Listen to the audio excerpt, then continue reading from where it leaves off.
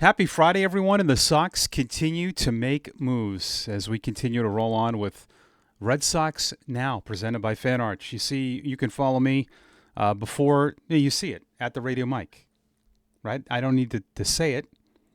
It's on X, it's on TikTok. I'll say it. Subscribe, please.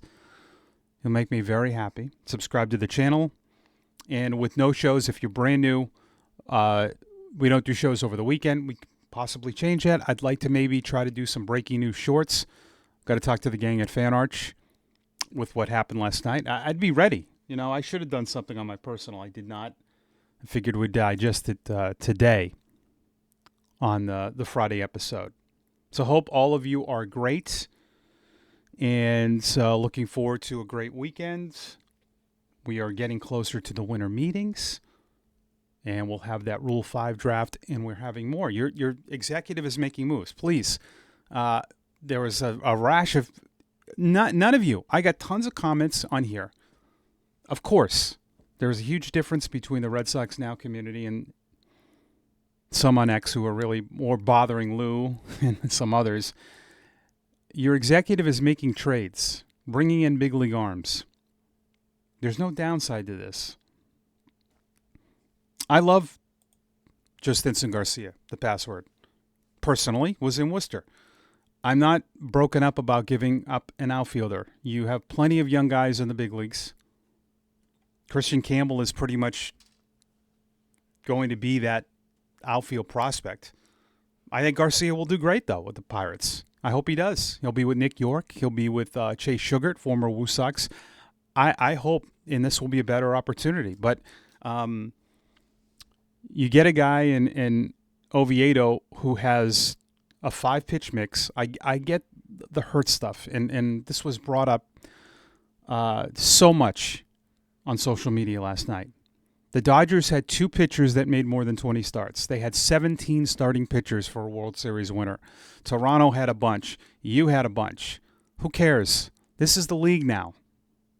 All of you, not you guys and gals.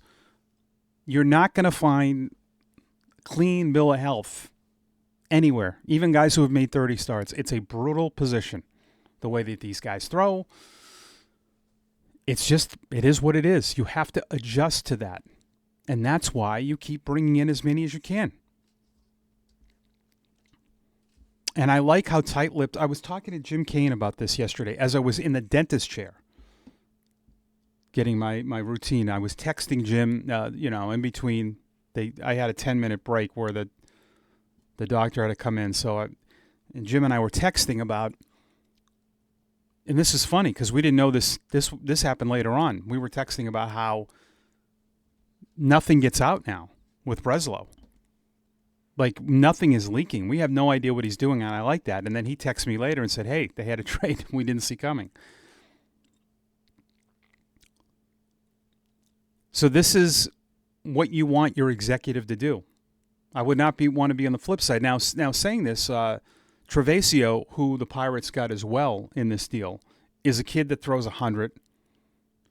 He's 18.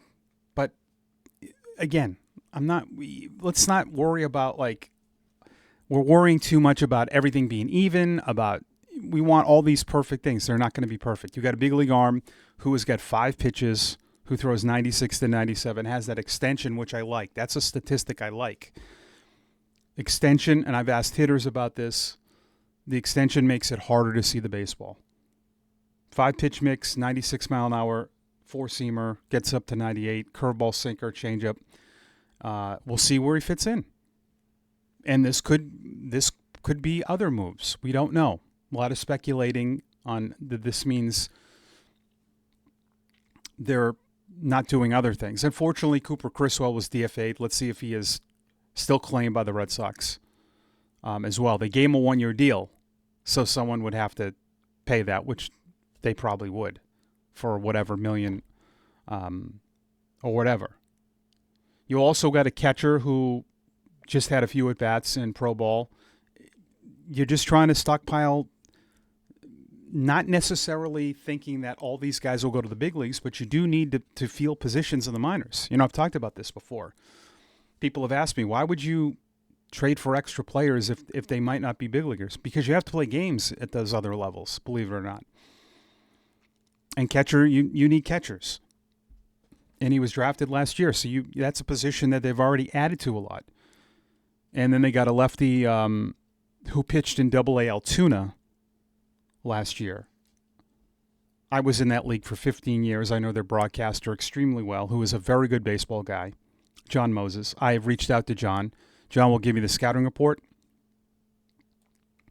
and I trust his scouting abilities as a broadcaster. He's really smart. So, again, the headline, you got a big league pitcher. Okay? So, what does this say to a lot of people? Remember, things that you don't see doesn't mean that they weren't trying. Now there's reports coming out that they were close to getting Joe Ryan. And people are still surprised at the pitching market. Don't be. It is what it is. And I don't think he gave up much to get an arm. And I get he was hurt and all that. But still, a lot of upside. And you need as many as you can. We assume, because maybe we don't read about some other possible scenarios, that they're not doing that. Of course they are. Breslow is really tight-lipped. I love how they're running this. I love how there's no leaks. And yes, the market to get what some people want is insane. And it should be. And I think that's telling us that maybe they're pivoting off, they were looking for improvements. It's not saying that they're still done. Let's on December 5th not try to put 2 and 2 where everyone's trying to put 2 and 2 together and think, oh, well, they got Oviedo. That means this. This I don't know why this is coming up. And listen, if this ends up happening, I don't mind wearing egg on my face. But the Brian, and I got a few comments, but trading Brian Bayo to me is the most ridiculous thing I'm seeing now on social media. I think what's happening is that, like I said, we're starting to get cabin fever now with the offseason. And it's like one person brought this up, and then it gets legs. I think we're trying too hard. It's almost like some are trying to play fantasy baseball too. And I really do not like the constant caps on these. He's not a number 2. Please stop proclaiming that you know that. I don't know that. And there's a lot of evidence that I've watched last year that does not tell me he cannot be an upper rotation guy. And let's stop fascinating about all of this. If you have 5 good starting pitchers, Toronto, if you looked at their rotation last year, even when they were winning, Kevin Gossman's a good pitcher. He's not Crochet. He was their ace. Chris Bassett, those guys are decent, better than decent, but I wouldn't put them as like super, up there with Hunter Green, with obviously Skubal, Valdez, Dylan Cease. You could make an argument that those guys are 2s and 3s, not really top of or all 3s. Jose Barrios. So I'm not too worried about a lot of people just obsessing over this. You went in last year convinced. I didn't get one comment about the rotation. I'm going to bring it up again. I know it annoys people, but I didn't get any comments about it. Nobody was talking about it. Crochet, Houck was your number 2. You were all because of what? Houck's not really a number 2 starter. He doesn't have number 2 starter stuff. That's what you have to understand. That's what a number 2 starter is. But it's also the responsibility of being an upper rotation guy. It's more than just numbers. Obviously the stuff, but can a guy handle big moments? Has Brian Bayo not proven he can handle big moments? The guy lowered his ERA last year, and I know this is not the barometer people want to look at last year, but I do. I mean, 3.35 ERA. I understand at the end of the year there was a little dip. He was one of the best pitchers in baseball for I think 20 plus starts. He got dramatically better. It was his third full year. He's made 28 more starts in 3 straight years. He's durable. He's still a work in progress, and trading him doesn't make sense for this reason. He was $2.7 million last year. Oh, now you're bringing up the money. You're being cheap. No. What do you think a 2.7? You think you're going to get a pitcher like that for $2.7 million? Now he's on the books for more.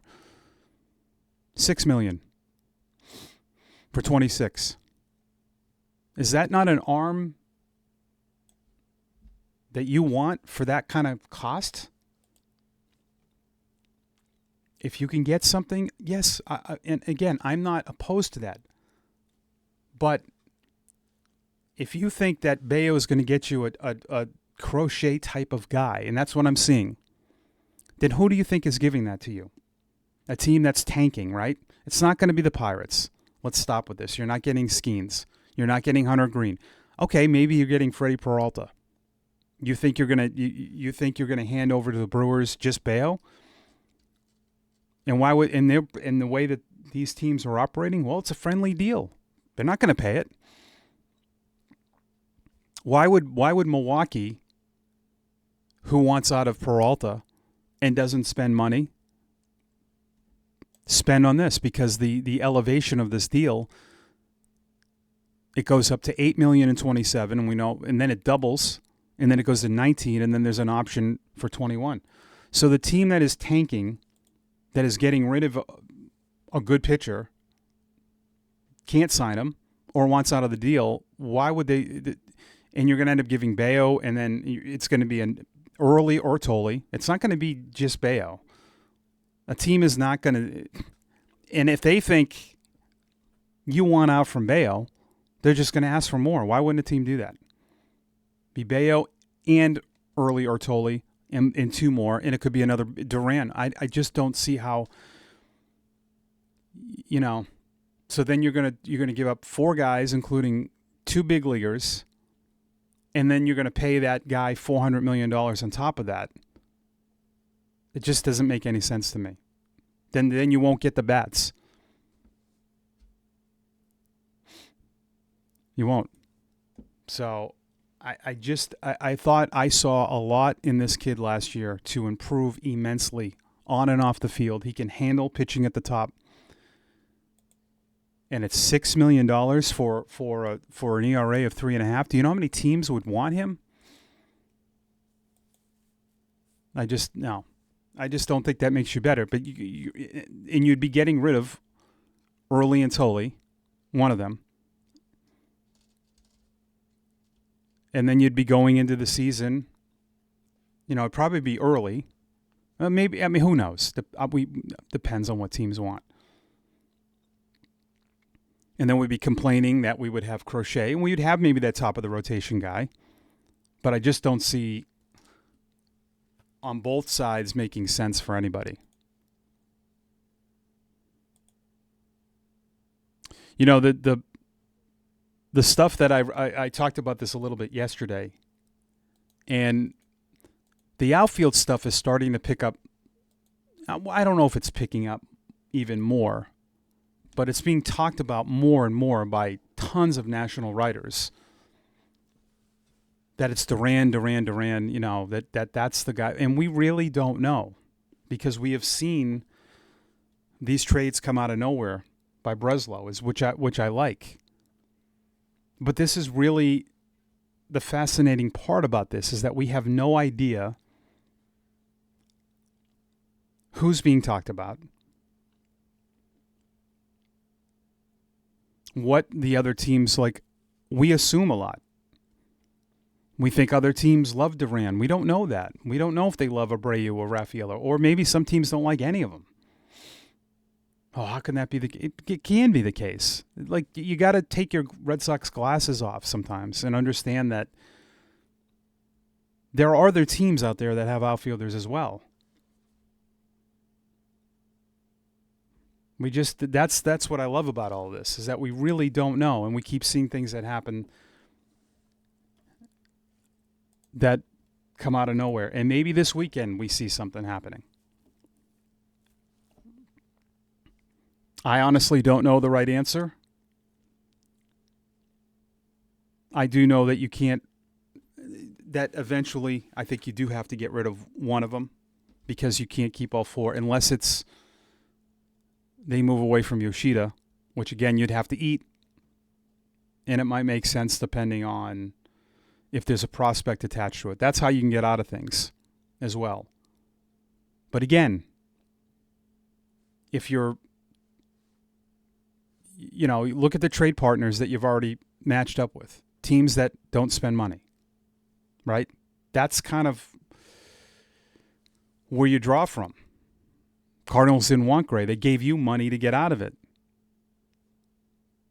The Pirates, I don't know. I mean, it might work out for them, but, I'm glad I'm on this side and not their side. I mean, they're I don't see it a horrible deal for the Pirates at all because they have some young arms, and they need an outfielder. And he's going to play every day for them. So for the way they operate, yeah, I get it. But most of the teams that have the arms that maybe we want are teams that don't care, that want out, that are tanking or that are trying to shred money. So they're going to want, that's why it's hard to trade Yoshida, because that would be more for a team with money. Like the Dodgers would make more sense because they probably would spend it if they really like the player. So what happens with all of that? Let me, get creative on your comments. I know that we're attached to a lot of these guys, but realistically, you can't keep four outfielders that are everyday players. You can't say, well, in case we have injuries, you can't tell Duran, Rafaela, and Abreu that. It's not how you do things. You're not going to rotate. It's just you can't do that. You don't get regular at bats. It just doesn't make sense. So this is a lot of intrigue, right? Some of the things in the past, it was kind of Benintendi was gone, Mookie they didn't resign, Jackie kind of phased out. This is like a lingering outfield thing that's been going on since last year. Friday's show ends with your comments, as always. As always. What is everyone doing this weekend? I'm going to the Boston Pops holiday tour tonight at the Hanover Theater. So if you're there, I will be there. Taking the nieces. Family thing. I guess they're taking me. All right, at Luis Pena, 9522. As soon as I saw Cease get that contract, I knew right away the pitching market was going wild. Yeah, I mean, it is, Luis, and it's going to continue to stay wild. You shouldn't be surprised. The money, and the fact that you gave up, you gave up a young pitching prospect who's 18 and a AAA outfielder for a big league starter. That's not incredibly bad for the Red Sox. Kimber Talley, we love Kimber. Saw her on X last night. Great reference to Channel 38. Appreciate your takes on players you see making their way up to the majors. I saw Early's first game at Fenway. Wow, looks like a kid, but totally handled like a pro. He is a pro, and I told Kimber this, when those guys come up to AAA, it's a transition because they're in a clubhouse with a lot of older guys, and then it gets real because you know that you're on the doorstep. And when they come up to Worcester, there's a lot of things we ask of them to do with media, and it's a lot. When we had the big three come up in 24, Teal, Meyer, and Anthony, we had to set up this giant press conference in our club upstairs. And those guys sat at a podium, and we had I think 100 people there. So the responsibilities become harder, and it's our first glimpse at them. And I can tell you that they are pros, and Tolley is fantastic. He's got the best personality, real funny guy, laid back. At Andrew Malone, 8022, I would love your thoughts on Campbell in an upcoming episode. Love the show. Never reference 6-7 again. I will not. I told Andrew this. I've referenced that yesterday because, the kids are saying all these things. But the other thing that I'm hearing nonstop from the kids is bro. Bro. I hear that. Yeah, I can do that. We'll do that Monday. We'll throw in a Campbell bar on the side for Andrew, if I remember. I'll make a note right now. I'm typing it. Campbell for Andrew. That will do it for Red Sox Now. It's presented by Fan Arch here on YouTube. Make sure you subscribe on the way out and do the comments so that I can reply. I'll read them all. I love to read them. I love all of you. You're amazing. I'll get to them over the weekend. Be safe. Hopefully it's warm. We have people watching all over. Going to be a high of 26 today here in Grafton. So have a great one. Maybe the Red Sox make more moves. Let's see. And as always, go Sox.